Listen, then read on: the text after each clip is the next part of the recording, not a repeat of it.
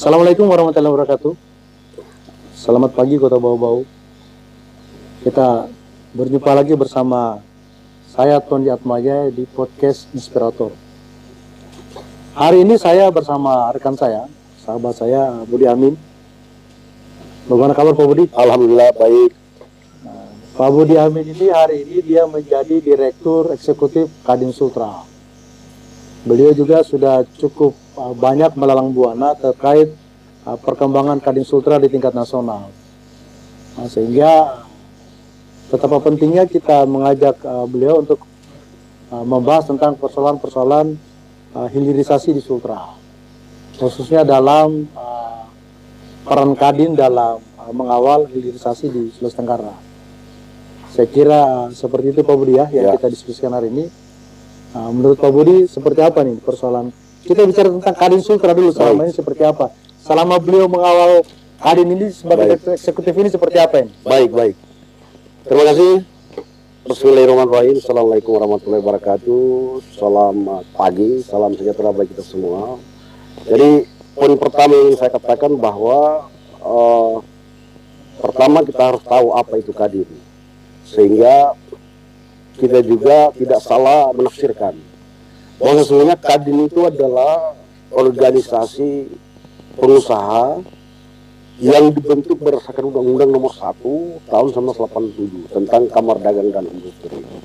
Terus tindak lanjut turunan dari Undang-Undang Nomor 1 tahun 1987 ini sudah diperbaharui berapa kali, dan terakhir itu Kepres Nomor 18 tahun 2022 tentang persetujuan perubahan anggaran dasar dan anggaran rumah tangga Kamar Dagang dan Industri.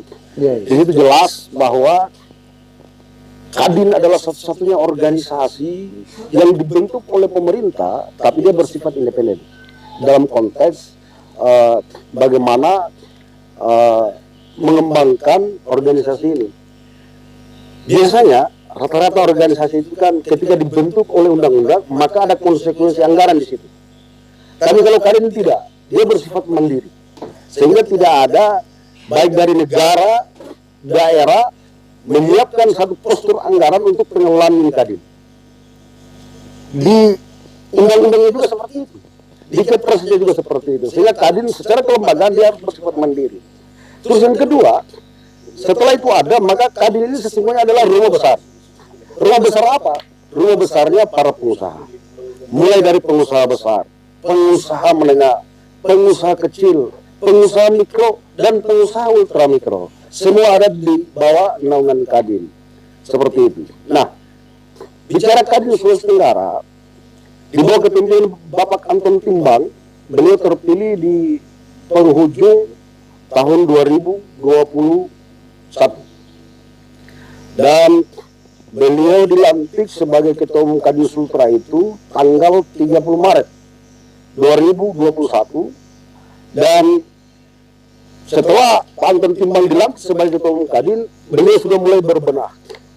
Dan visi utama dari Kadin Sultra itu adalah mengajak seluruh komponen stakeholder yang ada di Sulawesi Tenggara untuk mari kita bersatu. Apa dulu yang kita bersatukan? Hati kita. Terkait apa? Kebangkitan ekonomi di Sulawesi Tenggara. Sehingga mari satukan hati, bangkitkan ekonomi di Sulawesi Tenggara. Nah, langkah selanjutnya setelah kita rumuskan visi beliau menjadi Ketua Umum Kadin, maka ada satu kegiatan fenomenal yang dilaksanakan di Sulawesi Tenggara. Selama terbentuknya Kadin Indonesia dari tahun 1987, yang namanya Musyawarah Nasional Kadin itu tidak pernah dilaksanakan di luar dari 2 pulau. Yang pertama adalah Pulau Jawa, dan yang kedua Bali. Nah, di zaman kepemimpinan Pak Anton Timbang sebagai Ketua Umum Kadin Sulawesi Tenggara, maka Munas Kadin yang ke-8 dilaksanakan di luar Jawa. Dan itu dihadirkan oleh Presiden Republik Indonesia, Pak Jokowi.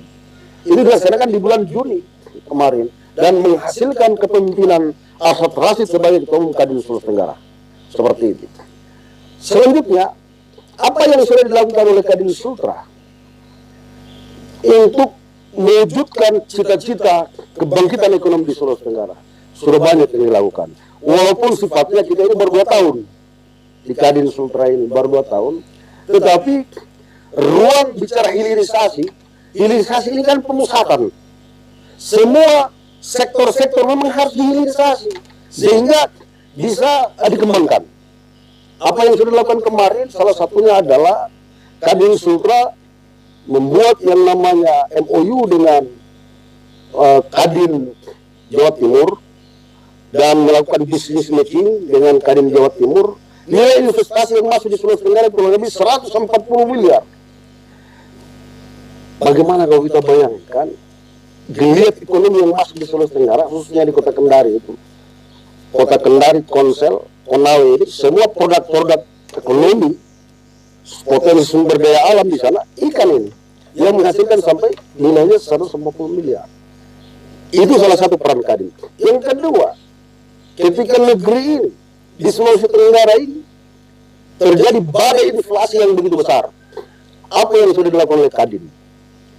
Kadin bersama dengan beberapa pengusaha di Sulawesi Tenggara sudah menggelar yang namanya pasar murah. Kita lakukan di Buton Tengah, kita lakukan di Kota Kendari, kita lakukan di Kolaka Utara. Ini sama kita sudah lakukan. Kemarin terkait tentang persoalan, kita sama-sama maklumi bahwa lahirnya Kadin Sultra di bawah kepemimpinan Pak Anton ini lahir di masa pandemi. Apa yang kita sudah lakukan sudah terkait tentang penanganan COVID, Kadin Sultra itu sudah berbagi kepada 4 kabupaten, Kota Kendari, Kota Bau-Bau, kemudian Kolaka Utara dan Kabupaten Konawe. Ini kita membagikan gratis sumbangan dari Kadin Sultra itu 50 tabung oksigen, termasuk Kota Bau-Bau. Itu kita sumbangkan 50 tabung oksigen dan regulatornya. Ini kepedulian Kadin terhadap kondisi kesehatan masyarakat. Seperti itu. Kaitannya dengan apa yang sudah, kalau Bung Tony tadi sudah bertanya, apa yang sudah dilakukan oleh Kadin selama kurang lebih 2 tahun ini.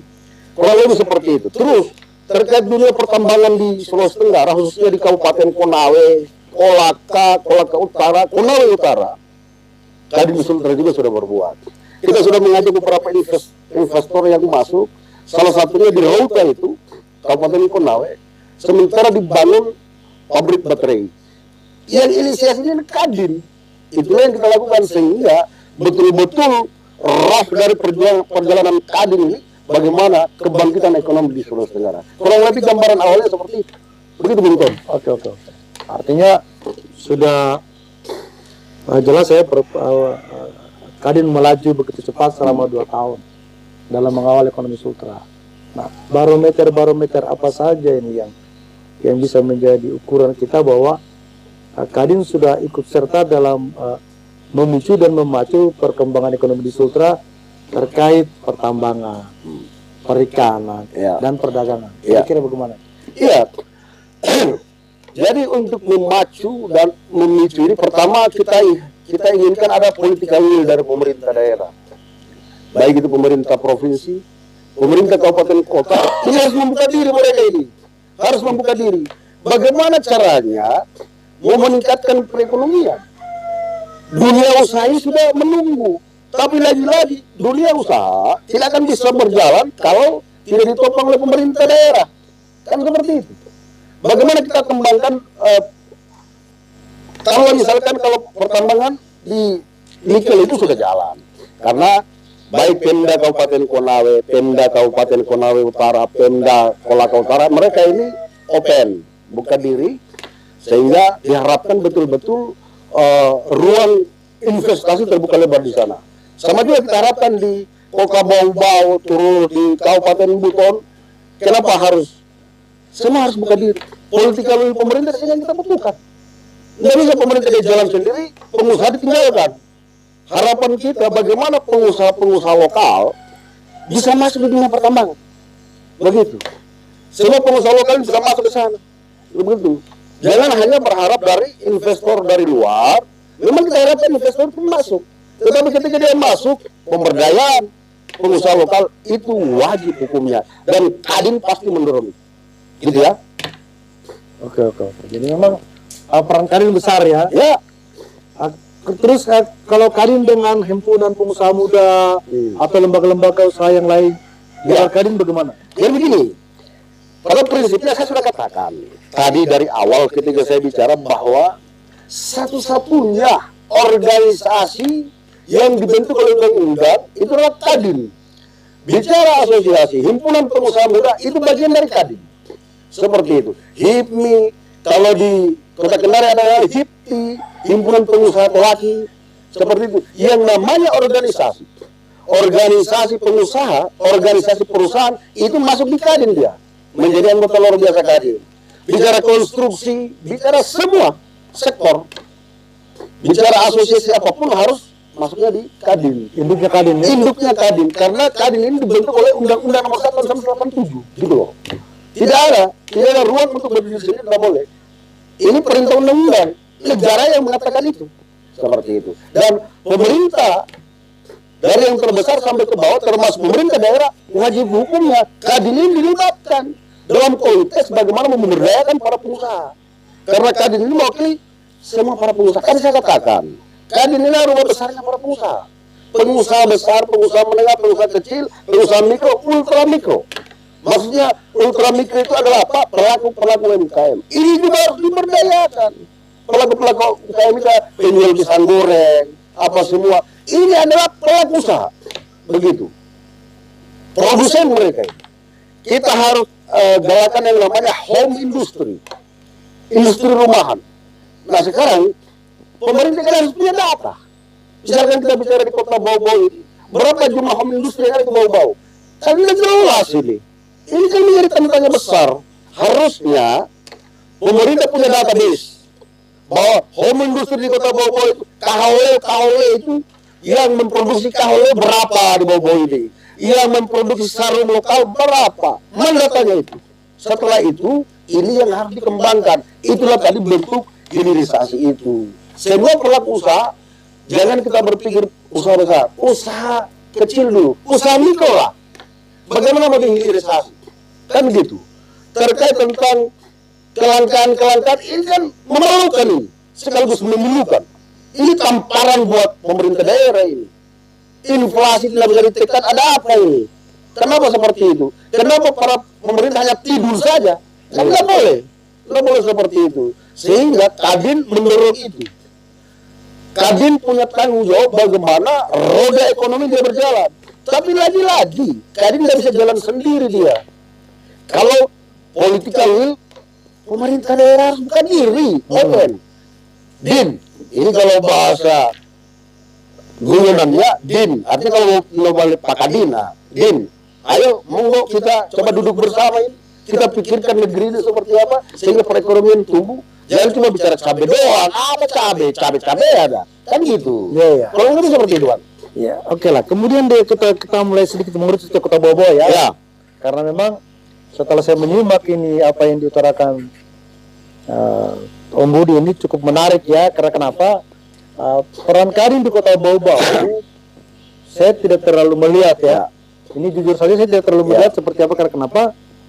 Ketika di Kota Bau-Bau inflasinya standar di bawah 5, tetapi tidak seimbang, tidak signifikan dengan harga barang yang tinggi. Nah, itu bagaimana itu Kadin melihat itu tuh? Bagaimana itu? Ya, lagi-lagi bicara inflasi ini kan hantu bagi pemerintah. Inflasi ini hantu bagi pemerintah karena yang punya tanggung jawab untuk menyelesaikan inflasi adalah pemerintah, bukan Kadin. Kadin membackup pemerintah. Makanya tadi saya katakan, mari kita duduk bersama ini. Buka datanya, kenapa harus terjadi inflasi? Harga tinggi. Daya beli masyarakat kurang, rendah. Bagaimana kamu belanja? Tidak punya duit loh. Kan ini masalah ini. Tidak punya duit. Orang mau belanja, mana harganya sudah tinggi, tidak ada uang, tidak ada uang. Ini kan masalah ini. Pemerintah jangan tidur dong. Jangan tidur. Kadin sudah berbuat, kita adakan pasar murah. Kasihan masyarakat sudah berteriak. Mau beli beras aja susah. Kan gitu. Mau beli cabai susah. Tidak ada, barangnya tidak ada. Kan gitu. Pemerintah harus berpikir semua potensi daerah dikembangkan. Sekarang, kalau kita bicara Kota Bau-Bau misalnya, Bau-Bau ini terdiri dari 8 kecamatan. Nah, identifikasi nih potensi yang ada di setiap kecamatan untuk bagaimana menekan inflasi ini, kan gitu. Jangan petenteng-petenteng aja. Yang terjadi seperti itu, Bang. sehingga ya masyarakat nggak ada urusan. Salah, kasihan. Kadin mendorong itu bagaimana sehingga setiap potensi yang ada di 8 kecamatan di Kota Bau-Bau ini, 43 kelurahan betul-betul punya data real seperti itu terkait potensi apa yang dikembangkan di daerah-daerah di kecamatan itu, sehingga dengan sendirinya inflasi ini bisa teratasi. Bagaimana kok bisa atasi inflasi? Pendapatan masyarakat harus kita tingkatkan. Iya, benar. Perputaran uang di sini tidak jelas. Jelas berapa? Berapa? Ukurannya apa? Parameternya apa? Datanya blank. Seakan-akan kita berada di wilayah blank spot. Padahal ini semua sudah terbuka. Saat ini kita sudah masuk di era 4.0. Ini sudah mulai kita tinggalkan. Kita sudah masuk 5.0. Seperti itu. Sehingga semua sudah mengarah ke era digitalisasi. Sehingga bicara tentang bagaimana pertumbuhan ekonomi itu sudah harus menyesuaikan dengan perkembangan zaman. Nah, aparatur pemerintah harus paham dengan persoalan-persoalan seperti ini. Jangan duduk aja, gitu, Bang. Oke. Nah, di Kota Bau-Bau itu persoalan ekonomi itu kan sangat sangat tidak jelas ya. Karena kenapa? Bau-Bau ini kan kota dagang. Ya. Kemudian dia juga bagian dari kota transit, ya, daerah transit. Nah, potensi apa yang cocok untuk dikembangkan di Kota Bau-Bau ini? Ya, Kita kan punya laut ini. betul. Kita juga berhimpitan dengan daerah tambang. Ya. Betul. Nah, tapi saya lihat kayaknya Kadin melihat Kota Bau-Bau untuk pengembangan sumber daya alamnya itu masih kurang dibanding Kadin melihat daratan ke. Ya. Itu apa? Masalahnya apa? Jadi begini, pertama bicara Kota Bau-Bau ini kota kecil yang memang harus dikemas. Blueprintnya harus jelas, sehingga orang mau berinvestasi apa di Bau-Bau. Nah, tadi dikatakan bahwa Kota Bau-Bau ini adalah kota transit, kota jasa. Nah, bicara transit, di sini kan ada pelabuhan. Ya. Nah, pelabuhan ini yang harus dikembangkan. Apa menjadi harusnya Kota Bau-Bau ini menjadi daerah penyangga bagi Buton Selatan, bagi Buton Utara, Buton Tengah, Wakatobi. Ini masuknya ke Bau-Bau seperti itu. Nah, ini menjadi ruang usaha yang bisa kita kembangkan. Potensi-potensi ekonomi yang ada di Kabupaten Buton. Sehingga yang harus dilakukan apa? Ruang investasi apa? Misalkan hunian. Tingkat hunian ini harus diperbaiki di Bau-Bau ini. Layanan kesehatan harus diperbaiki. Iya. Layanan hunian tadi yang sama maksudnya misalkan hotel misalnya itu harus ditingkatkan. Transportasi mulai dari jalur udara, darat dan laut ini harus dikembangkan. Kalau ini tidak bisa dikembangkan maka blank, nggak ada yang mau berinvestasi di Bau-Bau. Karena rumusnya pengusaha Pak, pengusaha itu rata-rata tidak mau rugi. Mereka sudah punya kalkulasi hitungan ketika saya berinvestasi di Kota Bau-Bau apa yang saya dapatkan. Karena bicara investasi minimal kontrak itu 5 tahun. Saya mau bangun hotel misalnya yang kelas Swiss Bell, Aston di Bau-Bau ini, apa yang saya dapat? Padahal potensinya ada. Bau-Bau ini daerah transit. Kenapa kita tidak bangun hotel yang begitu, hotel bintang, sehingga orang masih di Bau-Bau punya kenyamanan. Iya. Kenyamanan. Ini saya sudah lakukan. Saya putra daerah Kota Bau-Bau, tapi semua hotel di Bau-Bau ini sesudah itu tingkat kelayakan untuk investasi orang mau masuk itu masih kecil, sehingga ini harus dikembangkan.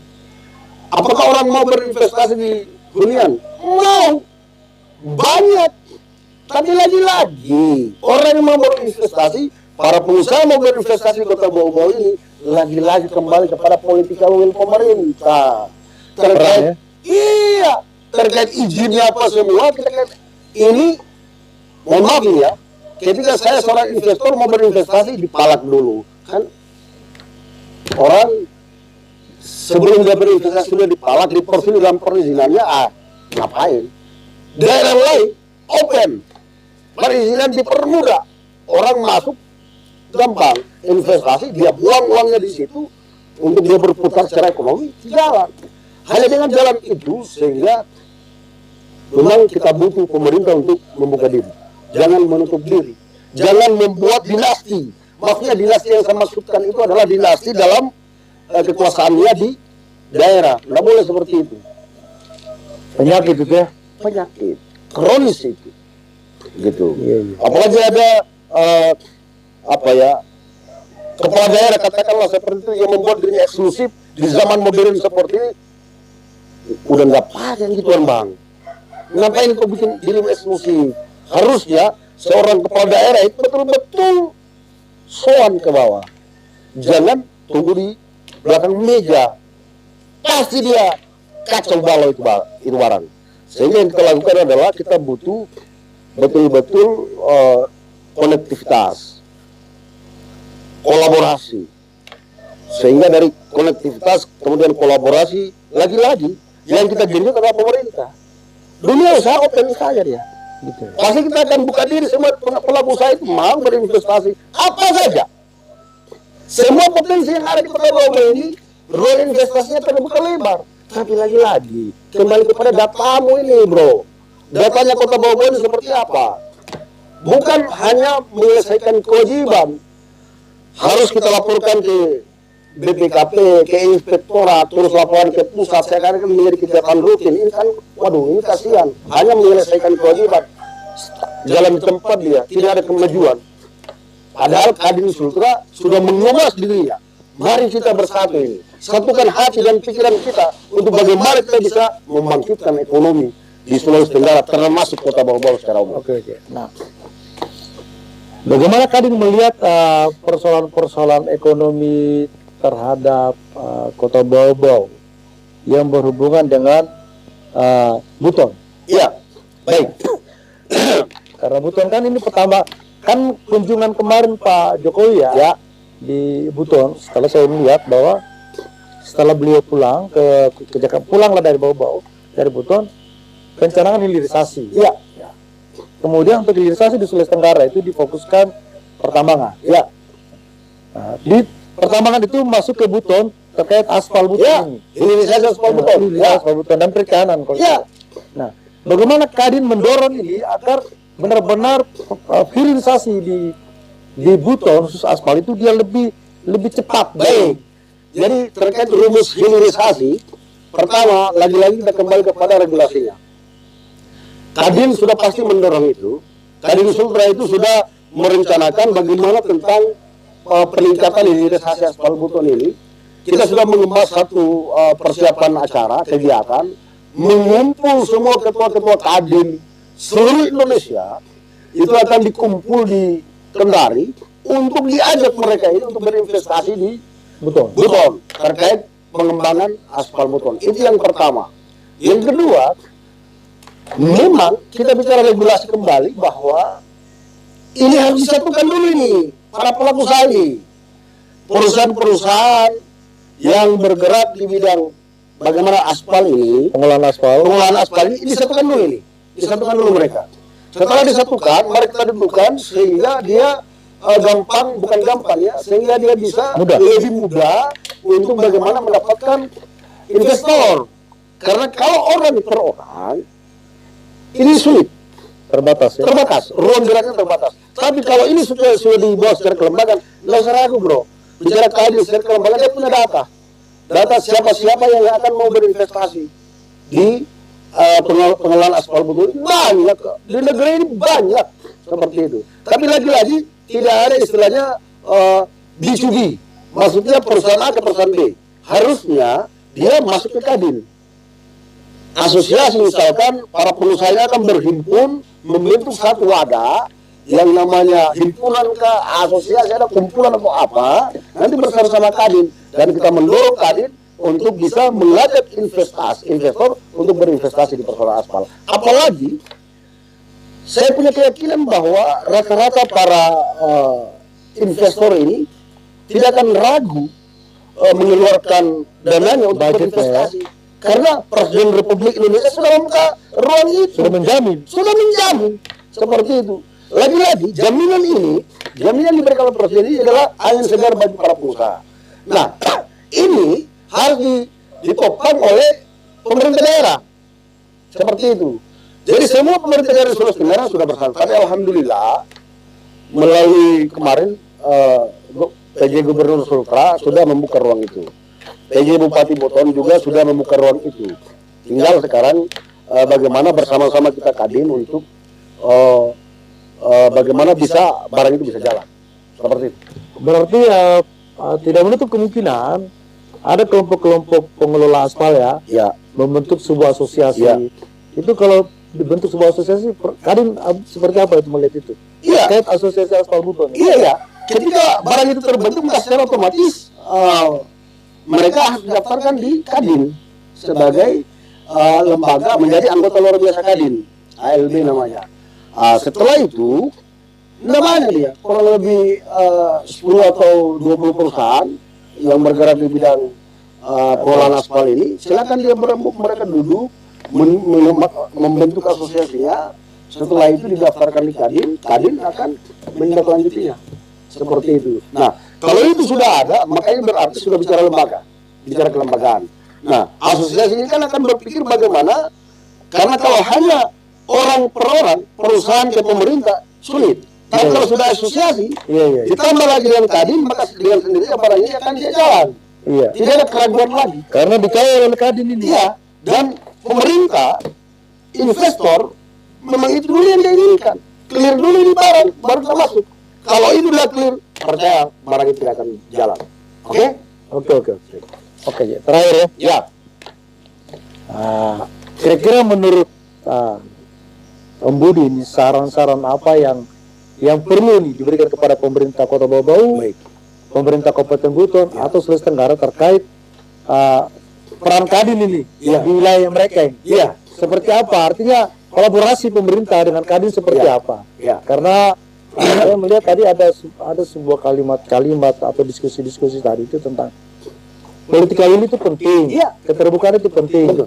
Harapan kita seperti apa ini? Iya. Jadi baik. Pertama untuk Kota Bau-Bau dulu ya. Kota Bau-Bau, karena saya berbicara ini di Kota Bau-Bau saat ini.